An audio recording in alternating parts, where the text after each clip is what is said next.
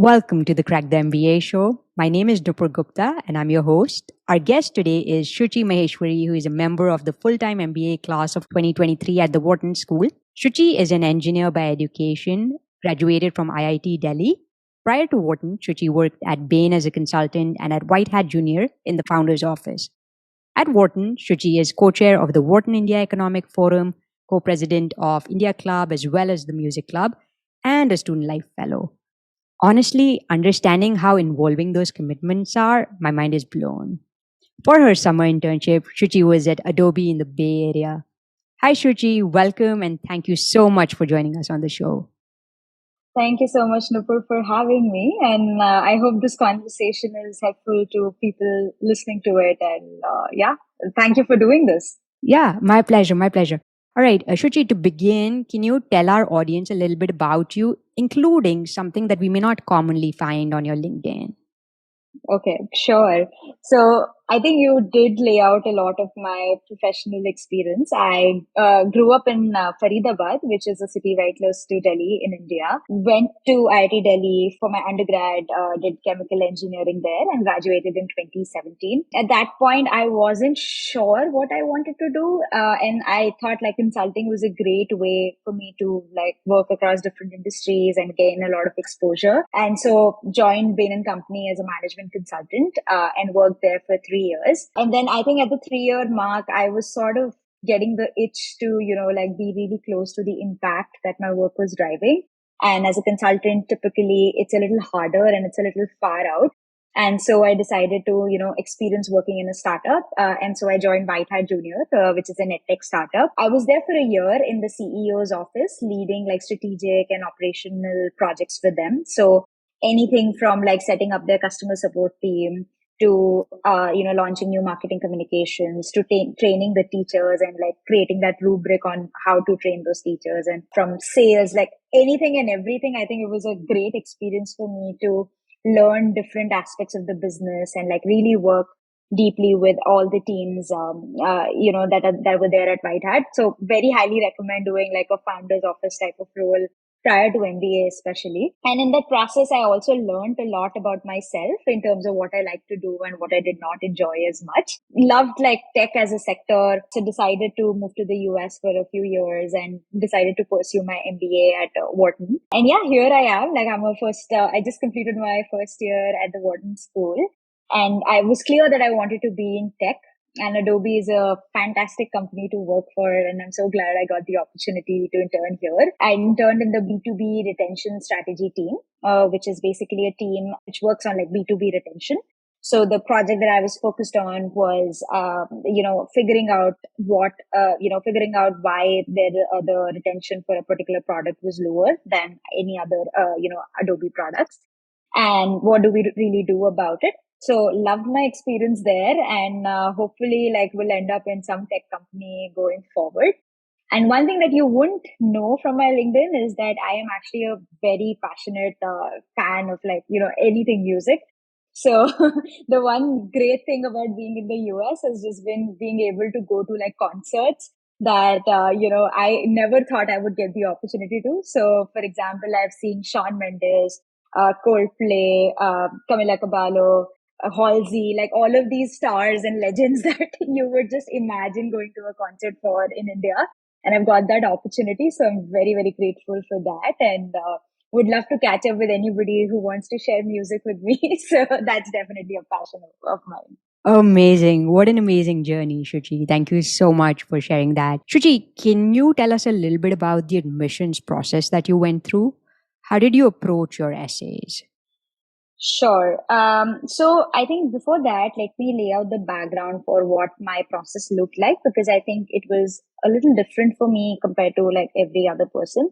So I actually gave one GMAT attempt in undergrad without studying. And I had some score, which was like not a fantastic score, but it was decent for like, some, like, let's say if I was applying to ISB. So I had 710 basically. And maybe like if I'd applied to ISB, it would have been okay, but not enough to just have pushed me to, for the admissions committee to be like, yeah, we really want to take this person. So I had a 710 without really, prepping very hard for it. And then I applied to INSEAD in the December round, I think back in 2019, if I'm not wrong. So I discovered that INSEAD has this amazing program where you can do an internship in a 1 year course. And that I realized 10 days before the application deadline. And without any prep, I just applied like in 10 days, did my application. And obviously, as you can imagine, I did not get through. And so I had to apply again. And this time it was a more proper, like formal process in the round one admission cycle of like 2021, basically like admission for 2021. So I applied in 2020, round one. I was like working with a consultant at that point, and I mean, it worked out, but I did not have a great experience, to be honest, with that consultant. And then meanwhile, I was wondering what if, like, NCR doesn't convert, and then what do I do? Because what happens if that doesn't happen? So then I decided I'll apply to the other US schools as well, just as a safety backup. And then I started working with you, Nupur, I remember, and thank God I took that decision as well. But then I applied to three schools eventually: Harvard, Stanford, Wharton, and I had an interview with Stanford, and I got into Wharton. So, and then I also had the NCR admit. So that is just in a nutshell been my journey. And in the process, I also gave my GMAT 2 more times. So I basically had one score, which was 720, which was after 3 months of prep, and which was very disappointing. But then, I changed my strategy a little bit, and I can allude to that later on. But I got to 760 eventually, and then that's when I applied to all the US schools.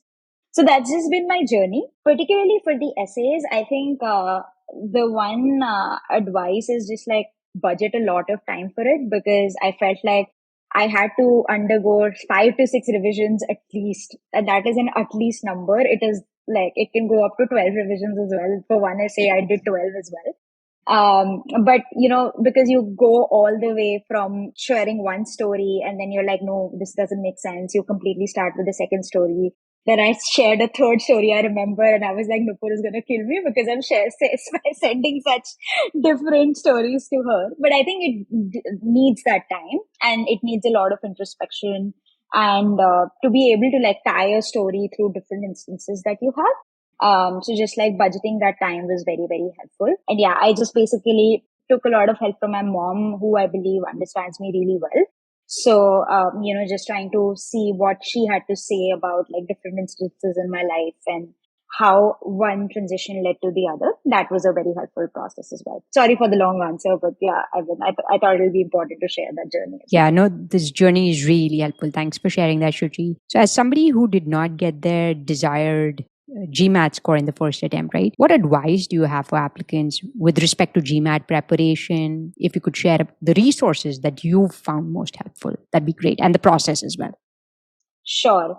So I think the first thing that I would recommend anybody to do who's just starting out their GMAT prep is to take the official test exam that's there on the GMAT site. I think once you have a starting point of where you stand, that is super helpful to just like determine what your strategy should be to sort of improve on the score. So for me personally, I did not have issues with my the math component of it, because I had an engineering undergrad. So math came very naturally to me. However, verbal was always a challenge for me. Like I never did well at verbal, and I wish, and I used to really think that I have like great English skills, but clearly not. But then anyway, then what happened was like I did like the official book as well. I did the verbal book and everything. And somehow the score did not really move. And in hindsight, why that was happening was that a lot of, the GMAT verbal is actually understanding what the sentences are trying to say, instead of trying to figure out a pattern that, if this kind of word comes, this is the verb that you use, sort of a thing. So I was trying to gamify the system in some sense, which in my opinion did not really help me. I use this resource called eGMAT, which focuses a lot on how you should understand the meaning behind every sentence. And use the meaning to select the right answer and like eliminate the wrong answers. And that approach really moved the needle for me. If you want to get like a really high GMAT score, I would highly recommend that you focus on the meaning to crack verbal especially. And eGMAT does a very good job. I would say if I had just like, I could do it all over again, I would really just follow eGMAT religiously, and that would have like saved so much effort that went into like cracking the GMAT. At the end, I think it's all about nerves, on the day and your luck on the day. There's some extent to it. On the prep side, eGMAT was very helpful, but I think the second time that I gave the exam as well, I was giving it at home instead of being in the center. So that also really helped. So just figure out what strategy works for you. And eGMAT was a great resource. Definitely would recommend that. All right. Really helpful. Thanks for sharing that, Shuchi. Shuchi, you shared that you initially started your journey with an MBA admissions consultant that was not the right fit for you, right? So having had that experience, how would you recommend applicants go about their admissions consultant search and selection? So I think the second time I went about it, I actually did a lot of due diligence, which I highly recommend people to do. So I spoke to people who've been like ex-clients, really looked out for authentic reviews, because I think I came across consultants whose website would really say glorious things about them, but actually then when you speak to somebody who worked with them, they're like, absolutely don't go with this consultant. So the market is such that you have to do your due diligence really thoroughly. So definitely would recommend that. And best ways to do it is either just ask the consultant. One is obviously if you have people in your network who've applied to business schools, they would be your best starting resource. Especially if there are any folks who are in business school, they can actually leverage their network. So come up with that list, do your due diligence, really talk to people about their experiences. And if you see any red flags, like, for example, I am somebody who cannot work with, people who try to push their thought process. I am someone who would work well with somebody who understands me and is like a lot more sweet, for the lack of a better word. And so I think that was also like an important criteria for me. So maybe just think about, what is important to you, and do those initial like 30-minute conversations with the consultants. I think that could be very helpful in understanding how the consultant is thinking about your profile and how you are thinking about your profile. And if there is a match, then go ahead, because there might be cases where the consultant is not okay with you applying to the schools you want to apply to. And then that will be a point of friction later on. So that is not helpful at all. Okay, that's really helpful. Thanks for sharing that, Shuchi. Coming back to the essays, right? What specific advice do you have for applicants with each of the two essays that Wharton has? They've stayed the same, right? Why do you need an MBA from Wharton to achieve your goals? And, how would you contribute to the Wharton community? So can you talk about each of these? Absolutely. So I think the way I approached the first essay was to just really think deeply about what my goals were post MBA, because I think the essay becomes a lot easier and streamlined once you know what you're trying to achieve. So the way I started it was basically, let's say, so my goal post MBA was to be in like tech and do product management, for example. That was the goal that I'd written in my essay. I used that as the starting point and then spoke to a lot of people who were like ex-Wharton. My manager at that time was a Wharton alum as well. And I just had a lot of people in my network who went to Wharton. So I spoke to them to really understand what are the resources that would have been useful for me. So for example, semester in San Francisco was a resource that came up through conversations, and really then go deep into how SSF would help. So for example, one of the things that I got to know was that if you do SSF, you are actually surrounded by 70 people who more or less want to end up in tech or VC or that sort of ecosystem. So you get a network of people, a very deep, close network of people who would stay with you post school as well, because most likely you will end up in San Francisco. Now, these subtle nuanced details you would not understand just by, reading up about like SSF on the Wharton website. So I would really say that like if start with your goals and then speak to people, and obviously do your secondary research around what is available. And then when you have those conversations with people, go deep into understanding how that particular resource was helpful. So that was the approach that I took. And think about like clubs, treks, trips, any of these like SSF type programs, which are specific, programs designed to help people pivot to a particular industry, and then maybe go deep into that. Yeah.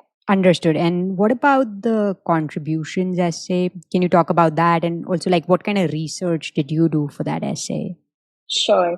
So I think the contributions essay, the way I approached it was to like obviously have one section to talk about how the goals that I had. And for example, I think I wrote something around that I wanted to be on the boards of like one of the tech clubs or something, just because I want to help other people as well, or things like that. So one section would be like goals driven, and the other section was driven by a lot of extracurricular activities that I did. So as I mentioned already, I was deeply involved in music. And then, Women at Bain was another thing that I was very deeply involved with. And then Bain Social Impact was another thing that I was involved with. So really finding patterns of like how I've contributed to the community around me through extracurriculars in the past, and how I could leverage those experiences to, build a community around me in business school as well. So I wrote something around how I wanted to start like Bollywood 101 for, my peers. And that's something as a co-president of Music Club, I plan to do this year. Just think about like how you've really contributed beyond work as well. And then how can you leverage those skills to do that in school? And then again, like basically like once you know that this is something you want to do, then do research specifically around like music at Wharton. And that's when I realized that actually Wharton's Music Club is very recent. It's like 2 or 3 years old. And so my essay was very much around how I want to like make it this big thing, and I hope I'm able to achieve that objective this year. But then speak to people again and see really like what does the club do, and how can you really add value if you are at Wharton and part of the club as well. Okay, super helpful. Shuchi, do you think the research you did for your essays at that point, do you think it helped you when you came to school and has been helping you through your experience? Yes, I think definitely the research you do is very helpful to know what to expect, right? Like often at times, and also like I think the research you do will end up connecting you with people that you wouldn't have otherwise known. And once you come to school, you meet those people in person, and then you're like, oh, I already have a network which I can rely on. So I know one of my friends was mentioning that how she was so interested in sustainability. And just because she did a lot of research and connecting with people, when she came in, it was so helpful to just like have resources to reach out to understand how to navigate recruiting in sustainability, or what courses to take, what major to do, what are the things that you should be doing like right at the start. So I think that research always comes in handy. And given the business school has like 1,000 things or 1,000 directions you can head in, will help you narrow down at least initially as to where to start, sort of a thing. So yeah, absolutely recommend doing the research. Okay, awesome. That's really helpful. With what you know now, right? Is there something you think you missed out in terms of the resources at Wharton that you could have leveraged for your research? Specifically, since Wharton has such research heavy questions. I think the one thing that we don't realize is that at that time, like Wharton has about 150 clubs. You can't like research about anything and everything, right? So, and also the other thing is that let's say you know that this is a club you want to read about. Often you'll find that the website would not have like the most updated sort of details, right? So definitely I would say that reaching out to people helped with that, like just going into depth. The other thing is that the one mistake that I made was like reach out to like my direct network. So like my direct network was like consultants, ex-consultants going to Wharton and so on and so forth. But what happens is if you reach out to like a little close net group, you just forget that there is a whole world around you, which is very different, right? So for example, one thing that I've discovered here is Storytellers Club, which is such a gem of a club, but I never thought about it because, I never spoke to anybody beyond that certain network of friends that I had. Try and reach out to as many people as you can with like who are doing diverse things, different things, because you learn a lot about those things in the process as well, that you can do. Oh, this is also something that exists. And that will come only when you speak to like a diverse set of folks. So yeah, that would highly recommend doing that instead of just being like, this is the line of questioning and this is what I'm going to learn about the school, essentially. Okay. Yeah, that's a really helpful tip as well. And Shuchi, so a lot of times people struggle with identifying their career goals, right? So, how can prospective students and applicants identify their true north?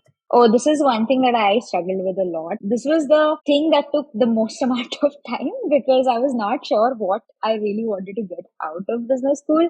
And especially like those long term questions, they are just so hard to answer. The trick that I used was just like lay down all possibilities, whatever it was. And it ranged all the way from being like some singer in some place to being the leader of some company to like just whatever it was, right?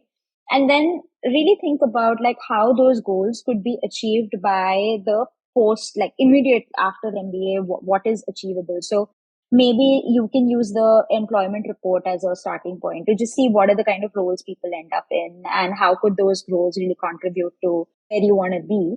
The other thing I did was again, like I had a lot of like mentor friends who had just undergone business school experience. So learning from their experiences as to what they, discovered in the process of recruiting in business school and what were the roles they ended up in. So I saw their LinkedIn stalked a lot of people to see what they did post school. Then essentially it was a filter of what I wanted to do, how it was connected to the things that I've already done. And third was like what was like possible right after school. And that's how I ended up with, like tech PM being a goal, which I eventually wanted. It led me to the long-term goal, but also was achievable, right? Because I saw a lot of people making that pivot and everything. So just doing that research was very helpful to see that where did like people with my profile ended. And that gave me like a great starting point of these are the things that I could possibly achieve. And that was what ended up in my essay. Awesome. That's a really helpful process, Shuchi. Shuchi, what handicap or perceived weakness in your candidacy did you manage to successfully overcome and how? Yeah, I think the one thing that I remember, which was stressing me out a lot, was that I had just moved jobs. Like, I literally was applying to school with 1 week of experience in my new job at NCR and about 3 months of experience at Wharton when I was applying for those applications. And a lot of consultants that I spoke to were like, hey, I mean, like, you should defer your application process by a year because you're not the expert at anything and this is just like a weakness and this is something that doesn't make sense that you apply. And I was like, but I really want to do this prior to business school to figure out what I really want to do post school, because when I was leaving consulting I just had a huge question mark on like, okay, what next? And I'm so glad that I did that 1 year, which in hindsight, I mean, I would have not done it any other way. So I think that was definitely one thing that people really discouraged me, that this will always be an issue and like people will not be willing to, the MBA applications committee will really perceive it as a weakness. But I think if you're able to explain the why. So for me, I think the why was to sort of pivot into tech to really try out, whether I like tech as a sector. And that was exactly what I put in my applications as well, that I wanted to be in tech broadly, but I'm doing this stint to, just like make sure that that is indeed what I really want to do. And this particular role gives me access to being like a part-time product person, part-time strategy person, part-time operations person, and really figure out my way into tech, right? So as long as you can explain the why behind what you did and how you're like approaching your life, I think that is important. And really don't worry about, my only advice is that don't worry about like what would you put in your MBA app, because MBA app will happen, but like it's very important for you to figure out what you want to do in life, because if you come to an MBA program not knowing what you want, that is going to be a worse situation to be in. Definitely would advise people to really follow their heart and do what they want to do. And MBA app will happen as a function of like what you ended up doing. Coming to another aspect of the application process, the interview, right? Wharton has a rather interesting and different format, which is team based discussion or TBD or GD as we refer to it in India. How can somebody excel in the Wharton team based discussion? I think to me, it was very much like there's honestly not a lot of prep you can do for that. And the reason, as I understand now, why Wharton has that TBD process, and this was something that was taught to us in the first course that we did, was that there is a huge emphasis on community at Wharton, right? So they want to have more team players and like people who can collaborate and work with them. So essentially that test is just to see how you collaborate and, what is your way of working and whether, I mean, you don't end up becoming competitive to the extent that you won't let anybody else speak. So I think the only advice there is that the 1 minute prompt that you get, have that very tight in like 1 minute and really get across your message that this is the plan and this is how you want to achieve it in that 1 minute speech. But other than that, it is more about letting other people speak as well and just make it a more collaborative discussion instead of trying to, just put other people down and not valuing their experience, because that is definitely a red flag. But yeah, beyond that, you can't really prepare for it. Just prepare for the 1 minute and don't be a bad person to other people. That's the only advice that I have for that. Now that you've already spent a year at Wharton, right, Shuchi, what for you is the unique identity of Wharton's MBA program? I think one is that there's, as I already mentioned, there's a huge focus in community, and there are a bunch of things that lead me to say that. One is, I think, the programming that you'll see, there are so many events that happen in small groups. So we have food club small group dinners, for example, which are like students prepare meals for like group of 5 to 6 people, and you really go and experience like a different cuisine altogether. So that is one small event. Then you have storytellers supper, which is basically like, it is a theme based dinner. So for example, one of the themes could be the time I followed my heart, for example, right? And then everybody shares their stories around when they followed their heart, and it just helps you be a lot more vulnerable with that group of people. Then there's a program called P3, which is basically passion, principles, and purpose, or something, some combination of that. But that program is basically like a program where 6 people get together and they introspect based on a few prompts. Like they have exercises that you draw your happiness curve, and then you figure out like how you were, like, let's say at 20 years of age, and how you are at 25, and how you are generally. There's a lot of focus on being vulnerable as a community and doing things in small groups. This is not to say that there are not enough parties, and it's not to say that you don't have large scale events, but I'm saying there's a plethora of events which are like small scale and very community driven. For a person like me who is not at all a party person, that was a very pleasant surprise, and I love that. So definitely I would say focus in community. And also the fact that you're in Philadelphia, that is quite interesting because Philly is such a walkable city. It is so easy to access. You can just walk to anyone. Everybody lives in this 3 cross 3 block radius in some sense. So you can literally hang out in anybody's place. And it's not a large city like in New York. So it's decently close from New York. It's about 2 hours away. So if you need the large city vibes at some point, you can always go there. But otherwise, you just end up hanging out with the same set of people around you. And so that is very, very helpful. So again, very community, a closed community. And yeah, people, when you reach out to alums, you see that, because as soon as I write to them on LinkedIn that I wanted to discuss this like career opportunity or something like that, more than, I think, 70-80% has been my hit rate, which to me is like a lot. Like if you're just cold emailing people and telling them you're a Wharton student, I did not anticipate so many people to respond to me, but they did. And I think a lot of it is attributed to the community you build at Wharton. Okay, that's amazing. And Shuchi, you alluded to some events, other events as well, right? So what are the major events or experiences that students look forward to participating in at Wharton? So one event that I honestly loved was Follies. Like, so Follies is this huge, I don't know, there's so many participants in that, 100, 150 participants if I'm not getting the number wrong. But, it's like a satire on Wharton life represented on stage. And people write all the way from dialogues to like songs and parodies. And you have like a bunch of photos going around, cracking jokes on people you know around you. Or like, your peers, your generally parties or like some events or whatever it was, like people's Instagram profiles. So I think that is very funny, and like it is a great experience. Follies highly recommend. Then we do an event called Battle of the Bands, which is like another large scale event. Then there is a Red and Blue Ball, White Party. These are like again parties. So Red and Blue Ball happens on a boat, and White Party really happens in a huge club where you have like acrobatics going on like in the air. So there's such a long list of like flagship events as well.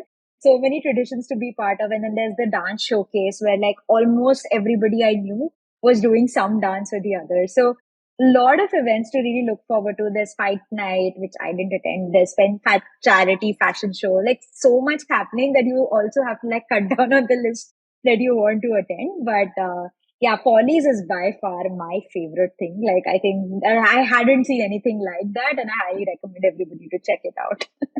Okay, lovely. Wow, you're making me nostalgic all over again. And Shuchi, moving on to a different area, who are the star professors and what are the must do courses at Wharton? From a visibility standpoint, we have obviously Adam Grant. He's awesome. Like I think I had the fortune of taking my first course with him, and like I really liked him because I mean he will do things like he'll walk into the room and be like, hey, so hey Shuchi, like tell me like how do you, for example, something like how do you identify a narcissist leader? Like that's the prompt.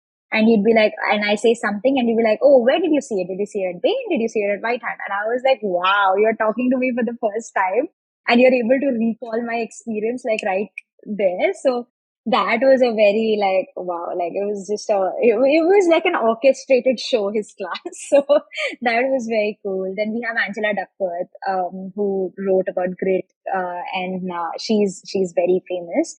So we have like a lot of like these star professors in terms of courses that I really like. So negotiations is an all-time favorite. I think negotiations is one of the courses that people by far, like it's sort of the number one course that I've heard around me.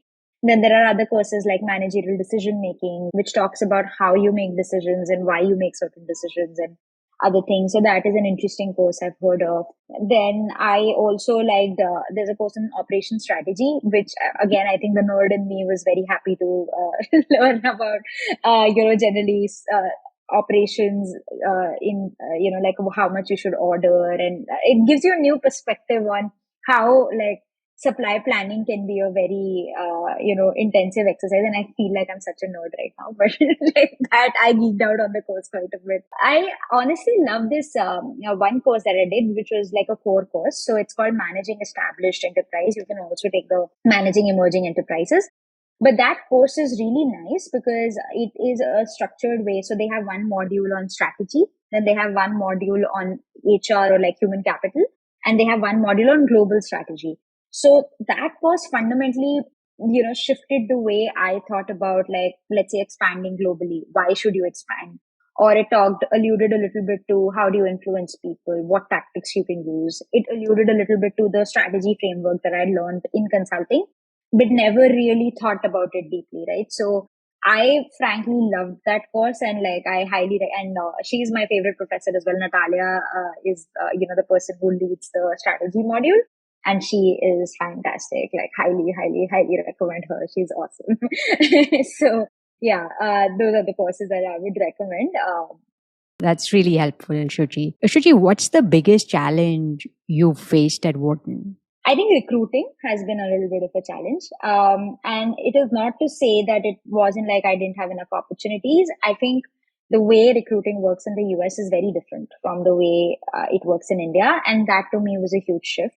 So in India, for example, to just put things in perspective, the way I got my first job was I sat for an interview, like Bain was my first choice. I had an interview at 8 a.m., day one interview. And by 8:40, I literally had the offer. And that was the extent of recruiting I had seen. And then when I moved to WhiteHat, it was because I had worked very closely with the manager. I was going to work at WhiteHat as well. And she was the one to pull me. And, she knew I was very interested in medtech. And when I reached out to her that I'm thinking of making a move, she's like, I have an opening on my team. And why don't you come join? And that's how I literally did recruiting before that. But in the US, it's very different. So in the US, it's a lot more networking driven. You have to reach out to people, figure out if there are any opportunities.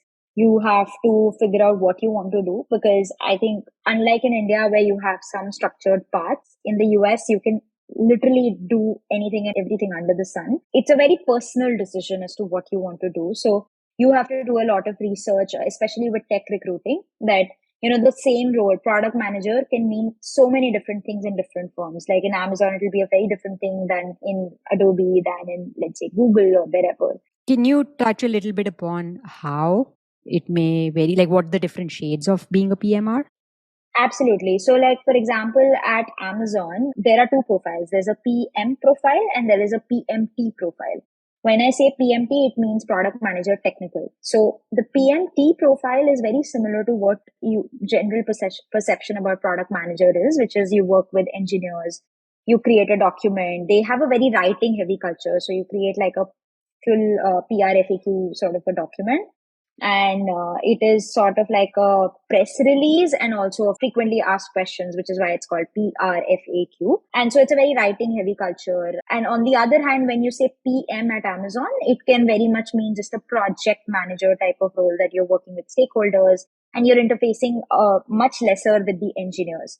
On the other hand, what I've heard is like Google is fairly technical. So even to crack the PM interview, they have a round on like system design, which, like, as a chemical engineer also, I never like came across, even though I have an engineering background. But system design is something, unless you're a CS major, you wouldn't have like interfaced with before. Coming to that, and then for example, Cruise I interviewed with, their philosophy was all about like, PM is all about prioritization, and the ability to say no is how we shortlist, who our right PM should be.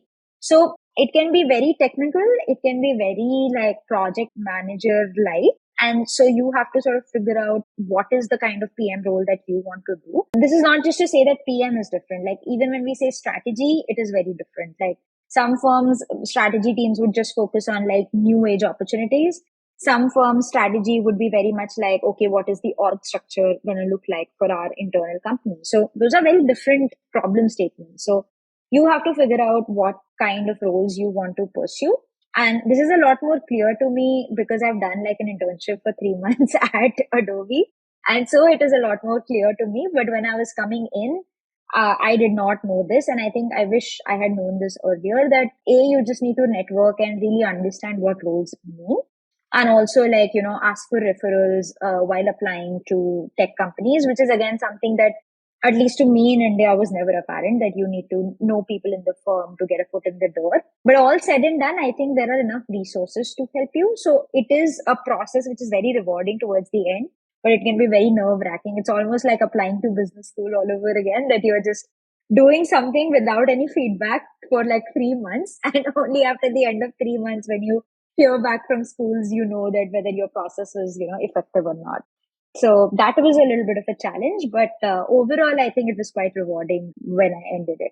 Shuchi, since you did bring up recruiting, maybe we can talk about that a little bit more in depth, and we can switch gears to some other questions later. Can you talk about the internship process that you underwent specifically? What obstacles, you spoke about one already, right? Which is the whole aspect that you weren't familiar with the process, the way it worked, like the networking being such a big part of it. So what other obstacles did you face and how did you overcome them?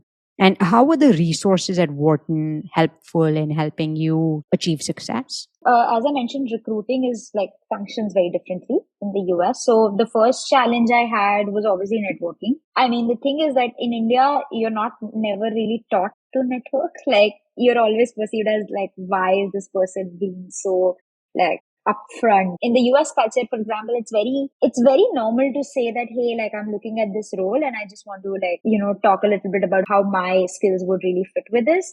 And I wanted to see if there's a fit, right? This is something in the Indian culture, which is so much like, why are you pushing me so much?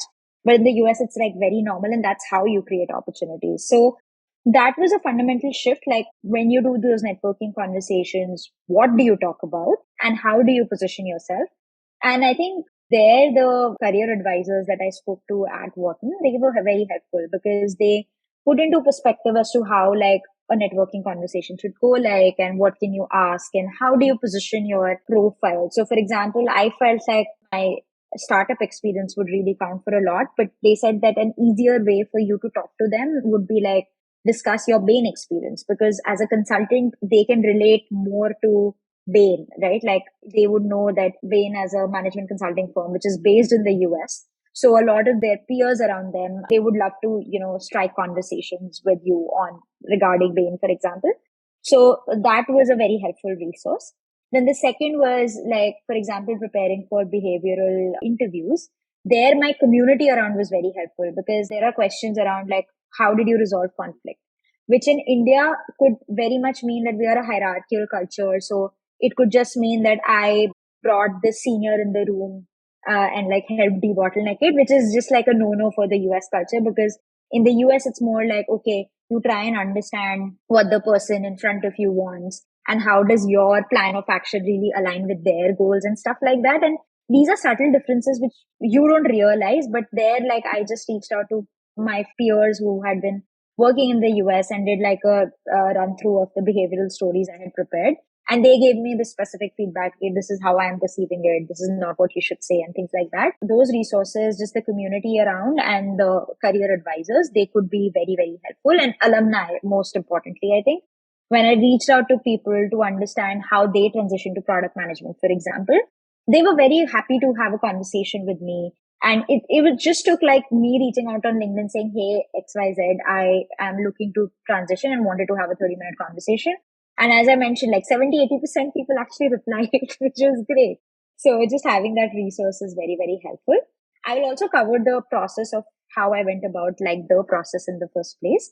So I think when I came in, we started our course in August, and around October was when, a lot of companies had posted job openings on this tool called Career Path at Wharton. So Career Path, you will have like a lot of like job openings, and they will have details around the job, the description, what are the skill sets they're looking for, and things like that. And then you see which are the companies that you want to apply for, and you then apply based on, those, you create a resume, and then you get your resume reviewed by the career advisor or some alumni or whoever, in your network, who went into a role that, wish to crack. And then we applied in October. And October, November, December, like throughout it went, like I think I started getting my first interviews around November mid. Like there was just one company. It wasn't like a lot of companies. So November mid, I started my interview process actually. And December was like a little chilled out because it's also holiday season here. So typically you don't see a lot of interviews happening. Then January, it picked up. So January, February, March, I was interviewing thoroughly. So I had phases. I had a phase where literally I would have one interview every single day. Then I would have phases where I would have one interview in 2 weeks. So that's why I say it is a very nerve-wracking journey, because you do not know what's going to convert when. And you have no sense of feedback also. There's nobody telling you that this is something you did well or this is something to improve on. So it was very hard. And then finally, I think I got my Adobe offer in April first week, which is very late for the process. So all my peers had literally had like offers in January, February, and March. And then you see everybody else around you getting those offers. And it was very nerve wracking because you're like, what is it that I'm doing wrong? Right? Like, and you come with the perception that, hey, you were doing really well back home in India and you got yourself into this mess for no reason at all. Like those sort of questions keep coming in. But in hindsight, it was such a stupid thing to think about because everything worked out eventually. And in April, I got like my offer, and I was so happy when I got Adobe because Adobe's culture is like, everybody knows that Adobe has great culture. And I was so glad that I was able to, get my foot in the door in a big, large scale tech company, which I'm sure will be very helpful to me when I apply like full time. But yeah, like the tech process can be very, very stressful at times because I've had cases where like some company literally did an interview and they told me that they might be extending me an offer, and then they went missing like for two months. And then in the end, I was like, I need to accept this other offer. Please let me know if you are like would be interested. And then on the last day, they're just like, sorry, we've decided to go ahead with another candidate. So it can be very disheartening. It is a roller coaster ride. And that's why recruiting was probably the hardest time I've had during my MBA experience. But tech recruiting, at the end, I've seen it's worked out for almost like 95, 98% of people who ended up in roles that they really wanted. And I'm also in that 95-98% category. So like highly recommend tech recruiting. Not the process, but the outcomes would make it worth it for sure. So yeah, that is the timeline. If there's any specific thing you want me to like double down on, I'm happy to talk about that. Yeah, just wondering, are there any resources for networking that people can avail even while they're in India, specifically since it's such an important component as soon as you get to the US? I mean, I really use LinkedIn really well. Like, I would just use the search functionalities to figure out. I would put the filters of like IIT Delhi, Bain, and Wharton because those are the three like alma maters, so to say, that I have. And I'm a current student of Wharton, but that network was very important to tap into. So just like do a people search and figure out if there are people who are alums and are in the same roles that you would want to pursue. Definitely use LinkedIn really well. At Penn, we also have like this Penn alumni directory. They have like a database of everybody's email IDs, and you can use that as well. Reach out to them on email. But honestly, I think I've deferred to LinkedIn a lot more because even any database that's beyond that isn't the most relevant one and the most recent one. Or the other way to do it is just like, see, this is the person you want to reach out from LinkedIn and go back and check their email ID and drop them an email. That is another thing that people have done. I did not really try it. Specifically from a networking point of view, definitely LinkedIn is helpful. And the other thing that may be helpful would be like, Wharton Tech Club does a lot of these startup trek and or like enterprise treks and stuff. And you have Wharton alumni coming and talking to you. And at the end, they will just casually mention if you're interested in any of the opportunities in my firm, please feel to drop me a note and send me your resume. That was how I got my first interview, which happened in November, which was very off cycle. The alumni had just come in and talked to us for like 30 minutes. Just make use of those opportunities where you get to, speak with people who are in those roles and send them your resume, be in touch with them. And otherwise, there's so many like events, networking events that keep happening here at Wharton as well. Like you have fireside chats all the time. Leverage those. One last resource that I would want to mention because I think that'll be helpful was just like, there are so many peers of yours who are coming in from tech companies that you want to go to. So reach out to them and ask them to connect you to somebody who might be relevant for what you're looking for. Leveraging your peer network well is also another resource that I think was very, very helpful when I was thinking about networking. What advice do you have for someone interested in working in tech, but who does not have prior tech experience and is also not an engineer? One thing to know is that tech is thankfully an industry which is very open. These companies are like mammoth companies. There are so many, like thousands of people working here across different functions. So anyone and everyone can find one role that might actually just work for them, right? So for me, particularly, like for example, I had a three-way shift. I was switching industry, I was switching geography, I was switching roles. There's a lot of mobility within tech. So my advice personally is that, and something that worked well for me is to sort of look at reducing one of the variables from there. So let's say it was much easier for me to get a strategy role in technology because it's just an easier in. But having said all of that, there are so many people who had this exact similar background, but they ended up in like PM roles in Amazon, for example, or, PM roles at other companies like Cruise or somewhere who did not have prior tech background or engineering degrees. So you will find at least a few companies which are open. But at the same time, I would say that a safer strategy, especially because like if you're an immigrant, you have to solve for visa and all of that, be open to, switching two out of the three parameters. It is very possible to switch three out of three parameters. It's very doable. But I would say that if you just pivot on that, it can be very, very intimidating because then again, as I mentioned, like the feedback cycle for tech is very, very long. And so you don't want to miss out on the opportunities which have been equally good.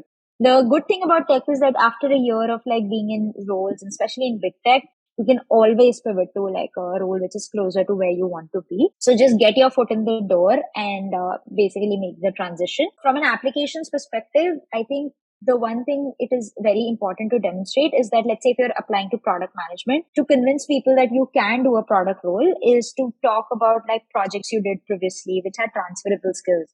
So something like collaborating with people, like cross collaboration, or working with engineers, working with to design like some kind of a product document if you've ever worked on that.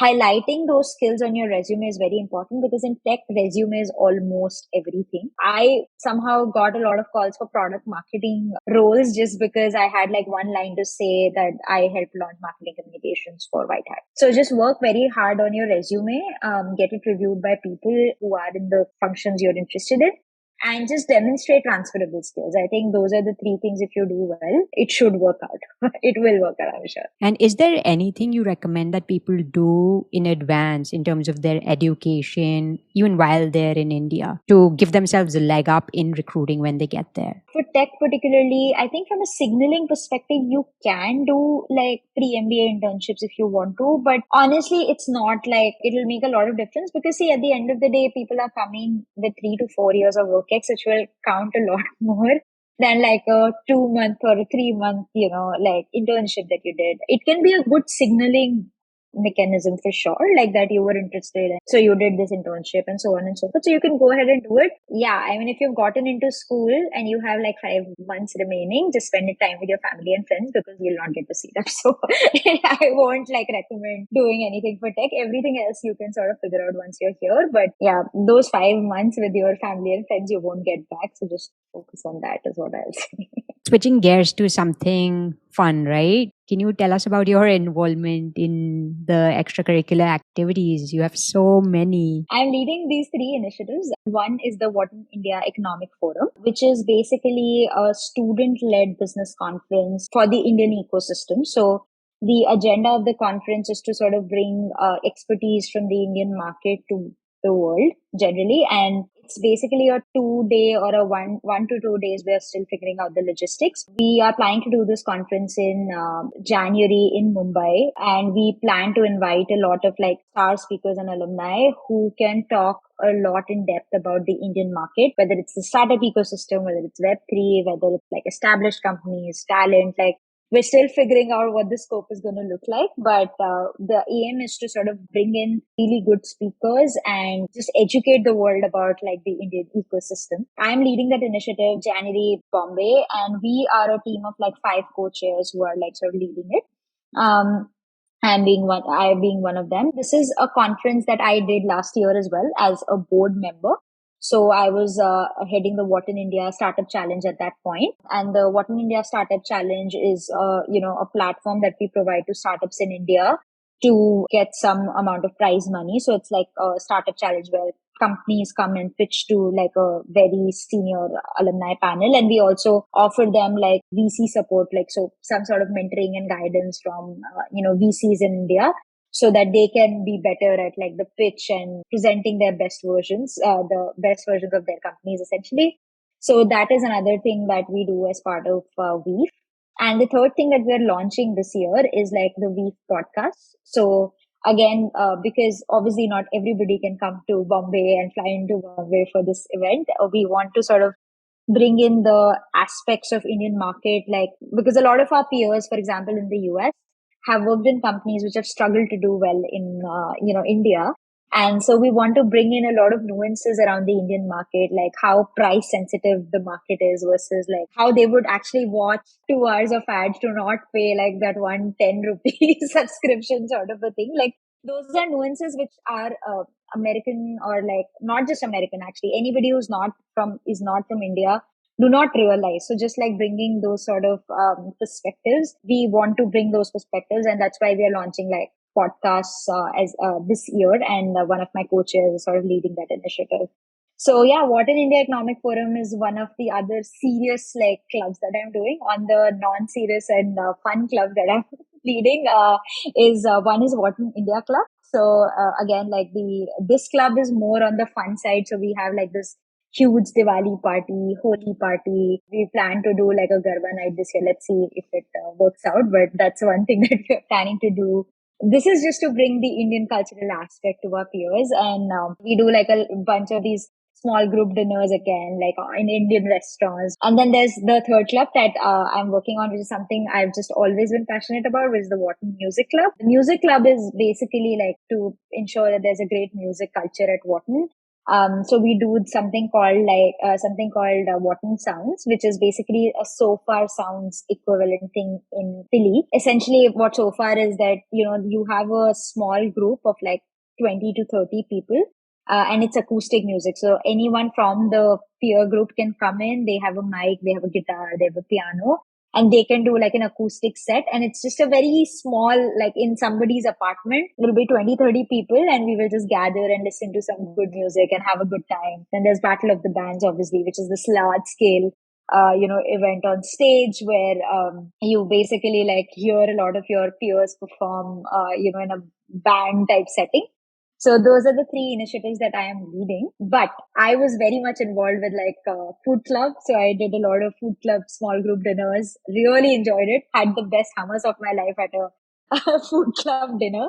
Storytellers Slam is also Storytellers Club is the club, but they do a lot of these slams wherein like people go onto the stage and share really vulnerable stories about themselves, and it just makes me feel so grounded, just by virtue of being around a group of peers, which is so talented, so diverse, and so amazing, I think. So those are the five clubs that I remember. And if I get more time, there are obviously other clubs that I'm involved in, but I will limit it before people, think that I just spend all my time on clubs, which is not the case. So, but yeah, there's a lot at Wharton that Wharton has to offer. And I think the best part is, just meeting people through these clubs and a lot of fun things that we do through clubs. Yeah, amazing, amazing. Shuchi, have there been any trips or projects that have been a highlight of your MBA experience so far? Anything you'd like to mention? So there were two international trips I did. One was the Colombia trip and the Israel trip. So the Colombia trip was like in October, and it's like a Wharton, I don't know, October or November. I'm messing up the months, but I think somewhere in October or November. And it was like about 300, 200 or 300 people in Colombia, Wharton students, together. And they were like, wow, we've not seen so many people around. Last year, because obviously the year prior to that, nobody else could go. So it was just like this huge Wharton cohort in Colombia.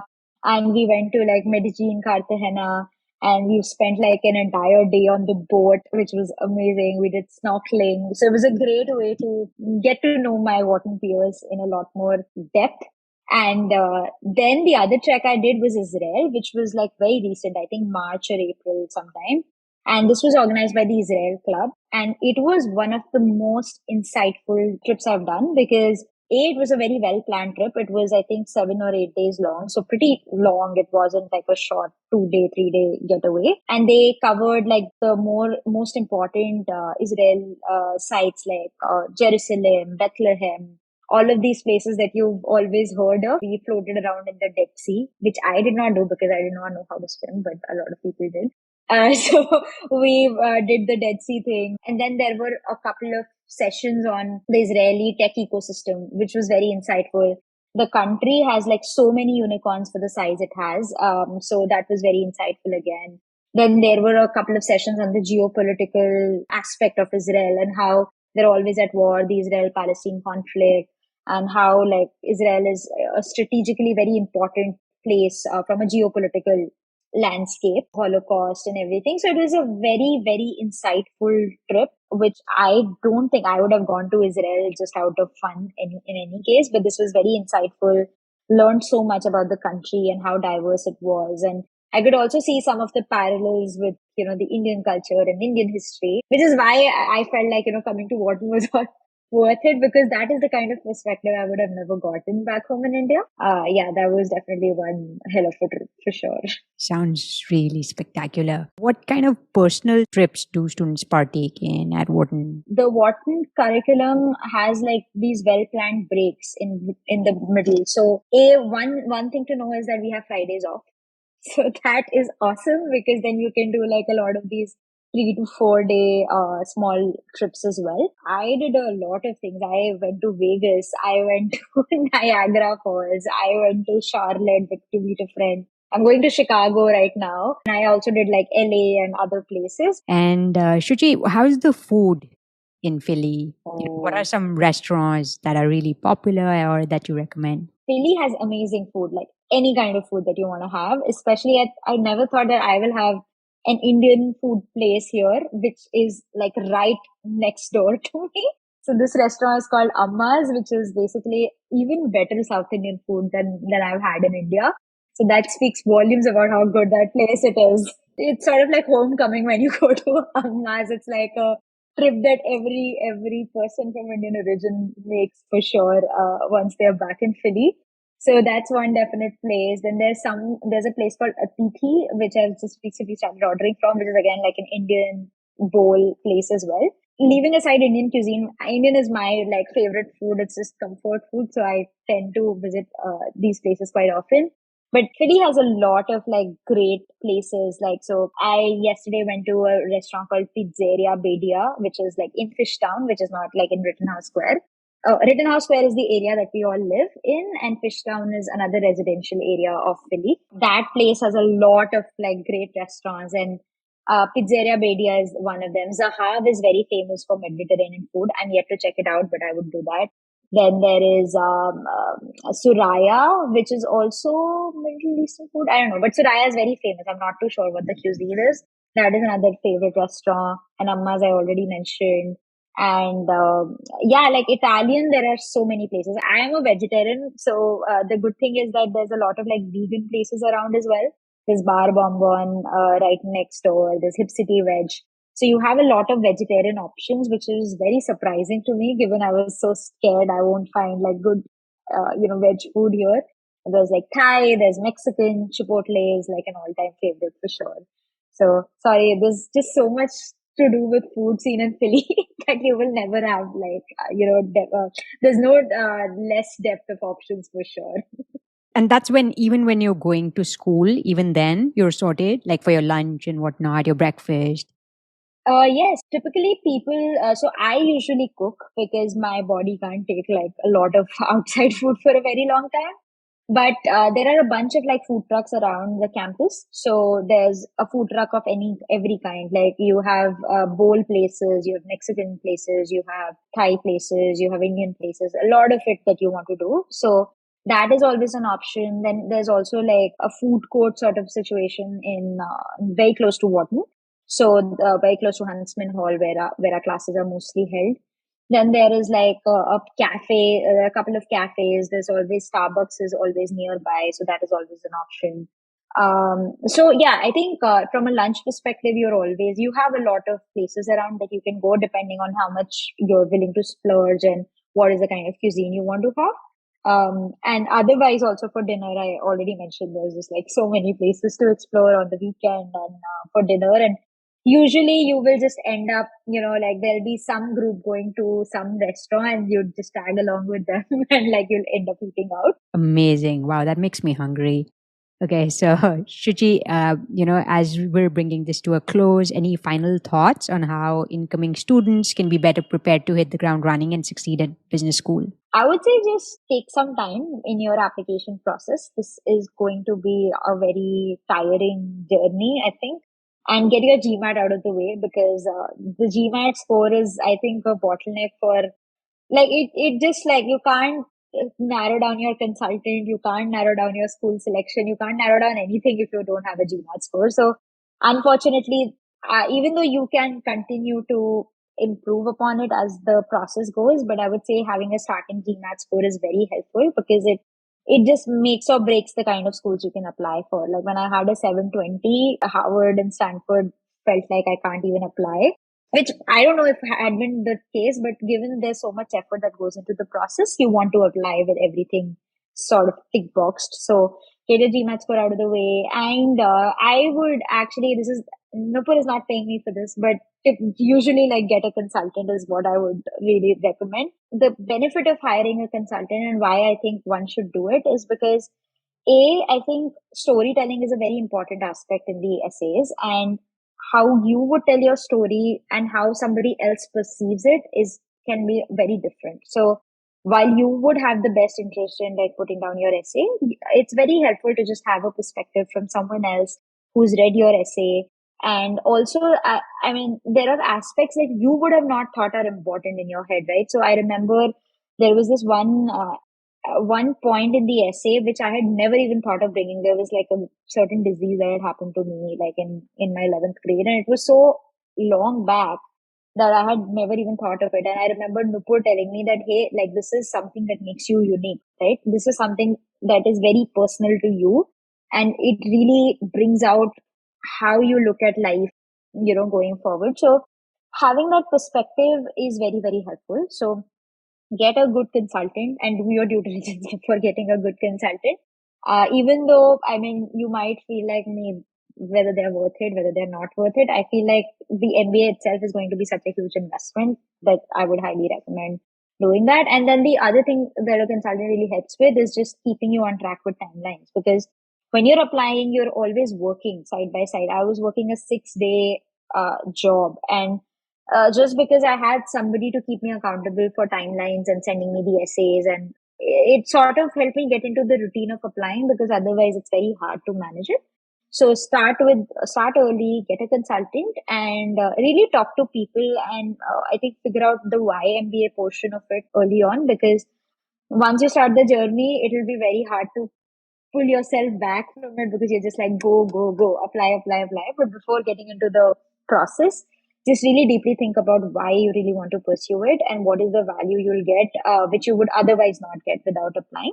Having that answer will really help you, long run also. Like even when you make it to business school, I think you always have to come back to like why MBA, because or why were you here? Why did you apply and get here in the first place? Because it's very easy to feel lost. It's just like there's so many directions you can go to. So just having that goal in mind can really help, get you back on track. That's so helpful, Shuchi. Thank you so much. And with that, we come to the end of the show. I really want to thank you for sharing such helpful information. I'm sure it'll be really, really helpful for applicants for a while to come. Thank you, Shuchi. I really can't thank you enough. Thank you so much, Nupur, and I hope this helps. And yeah, like you're doing a fantastic job, I would say. Yeah, the application process is very much a black box for a lot of people, and just having more information around what happens in business school, how do you apply, and what are the things to really keep in mind. A lot of people just don't have access to the people around them who've done this journey. So I think this was going to be hopefully super helpful. And thanks for having me once again. Thank you. Thank you, Shuchi. Bye bye.